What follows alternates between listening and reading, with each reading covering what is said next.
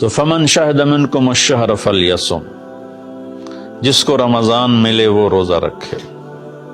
تو روزہ تو انشاءاللہ رکھیں گے، لیکن میں تھوڑی سی ایک گزارش کروں گا کہ جسم کی صحت کے لیے اپنی غذا پہ کنٹرول کریں۔ شاید کوئی یہ نہ بتائے، میں رمضان کے آداب میں یہ بات بتا رہا ہوں، سحری اتنی دبا کے نہ کھائیں کہ عصر تک اسی کے ڈکار آتے رہیں، کھٹے ڈکار آتے رہیں، اور افطاری اتنی دبا کے نہ کریں کہ پھر تراویح کے وقت پڑھاؤ کہ ہن میں کیویں پڑھاؤں، اٹھیا ہی نہیں جاندا، مجھ بن کے ڈٹھا پہ ہوندا ہے۔ تو سحری کھائیں اتنی کہ بس عام معمول کا پیٹ بھر جائے، کچھ حصہ خالی ہو، اور آپ کو دوپہر سے بھوک لگنی شروع ہو جائے۔ جب آپ کو دوپہر سے بھوک لگنی شروع ہوگی تو آگے 6-7 گھنٹے کا سفر ہے، اس میں پوری مشین خالی چلے گی، تو جتنے گندے مادے اور فاسد مادے جمع ہوتے ہیں وہ سارے جل جاتے ہیں۔ اچھا، رمضان کے دونوں طرف معنی آتے ہیں، وہ میں بتاتا ہوں، ابھی میں جسمانی بتا رہا ہوں۔ اچھا، ایک اور بھی بڑا خوبصورت رمضان کا معنی ہے۔ اللہ کے نبی نے فرمایا کہ یہ نہ کہا کرو رمضان آ گیا اور رمضان چلا گیا، کہو رمضان کا مہینہ آ گیا، رمضان کا مہینہ چلا گیا، چونکہ رمضان اللہ کا نام ہے، رمضان اللہ کا نام ہے۔ اللہ اس میں اپنے بندوں کے گناہوں کو جلا دیتا ہے، تو اس لیے یہ تفسیر رازی کی روایت بیان کر رہا ہوں، اس کی صحت اور ضعف کے بارے میں مجھے نہیں پتا۔ تو رمضان کہتے ہیں جلا دینا، جلا دینا یا جل جانا۔ تو جب آپ کا فاقہ 12 بجے سے شروع ہو جائے گا، وہ 6-6:30 بجے تک چلے گا، تو آپ کے جسم کا ایک ایک خلیہ گرم ہو جائے گا اور اس میں سے بھاپ نکلے گی، اور آپ کے جسم کی گندگی پورے سال کی جو جمع ہے وہ جلنا شروع ہوگی۔ پھر آپ افطاری جب کریں تو سنبھل کے کریں، ٹھنڈا برف سے بھرا ہوا پانی اور روح افزا اور جام شیریں اور دودھ سوڈا، اور اس میں برف کے اتنے بڑے بڑے ڈلے ڈال کے جب آپ پیتے ہیں تو سارے دن کے روزے کا جسمانی فائدہ فوت ہو جاتا ہے، ختم ہو جاتا ہے۔ سنبھل کے پانی پئیں اور روم ٹمپریچر کا پانی پئیں۔ اس وقت معدہ گرم ہوتا ہے، اس میں ٹھنڈی بلا ڈالنا، اور پھر آپ اس پر دوسرا ظلم یہ کرتے ہیں کہ اتنا ٹھنڈا پینے کے ساتھ گرم گرم سموسے کھاتے ہیں، گرم گرم پکوڑے کھاتے ہیں، اور کئی ماشاءاللہ ساتھ وہ پیس کو بھی ملاتے ہیں، کوئی چانپیں ملاتے ہیں، کوئی پیس ملاتے ہیں۔ یہ افطاری ہوتی ہے اور پھر کھانا اس کے بعد ہوتا ہے۔ تو سادہ پانی سے روزہ افطار کریں، اور مغرب کی نماز کے بعد ہلکا پھلکا کھانا لیں، اور پھر تراویح کا انتظار کریں، تراویح پڑھیں، اور اس کے بعد جس کا ذوق ہے ٹھنڈا پانی پینے کا وہ ٹھنڈا پی لے، گرم کا ذوق ہے گرم پی لے، لیکن برائے مہربانی کئی چیزوں کا، اب میں ایک آپ کو مثال دیتا ہوں۔ یہ ہماری گاڑیاں ہیں معمولی سی، تو ہم اس میں دیکھتے ہیں کہ اچھا پیٹرول کہاں ملتا ہے۔ جس پیٹرول پمپ کا پتہ چلے کہ پیٹرول اچھا نہیں، ہم سزوکی والا بھی آگے چلا جاتا ہے کہ ویکھو چنگا پیٹرول کتھوں لبدا ہے، اور جن کے پاس مہنگی گاڑیاں وہ ہائی آکٹین ڈلواتے ہیں، جو پیٹرول کی سب سے اچھی قسم ہوتی ہے۔ تو ہم اپنی ایک چھوٹی سی گاڑی، چند لاکھ یا چند کروڑ کی گاڑی کو اچھا پیٹرول دینے کے لیے کئی کلومیٹر سفر کرتے ہیں کہ وہاں کا پیٹرول پمپ اچھا ہے، اور یہ جو گاڑی ہے جس کی آنکھ کا یہ ابرو کا یہ جو پپوٹے کا بال ہے، یہ اگر گر جائے تو ساری دنیا مل کے نہیں دے سکتی۔ ایک ناخن اگر گر جائے تو پوری دنیا مل کے وہ ناخن نہیں دے سکتی۔ کون چاہتا میں گنجا ہو جاؤں؟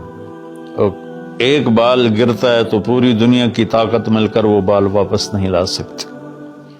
تو اس کو ہم گندی سے گندی چیزیں کھلاتے ہیں. کچوریاں کھا رہے ہوتے ہیں, قتلمے کھا رہے ہوتے ہیں کہ افطاری ہو رہی.